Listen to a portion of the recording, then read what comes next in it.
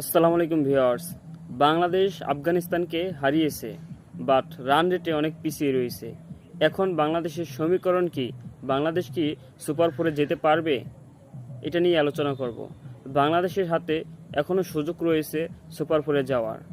সেটা বাংলাদেশকে সহজ করে দিতে পারে একমাত্র শ্রীলঙ্কা।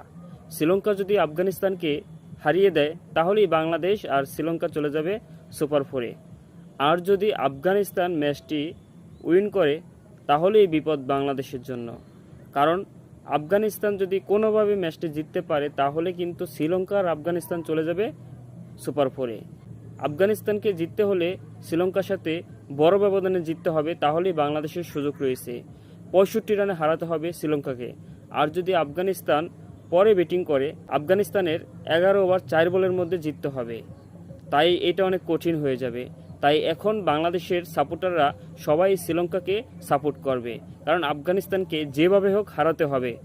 আফগানিস্তান যদি হেরে যায় তাহলেই কিন্তু বাংলাদেশের সুপার ফোর নিশ্চিত হয়ে যাবে। তাই বাংলাদেশকে এখন শ্রীলঙ্কার দিকে তাকিয়ে থাকতে হবে এবং শ্রীলঙ্কাকে সাপোর্ট করতে হবে যে আফগানিস্তানকে যেভাবে হোক হারাতে হবে, তাহলেই কিন্তু বাংলাদেশ সুপার ফোরে চলে যাবে।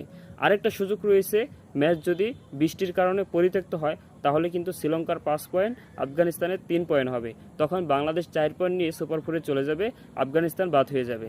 তাই এটা অনেক কঠিন হবে।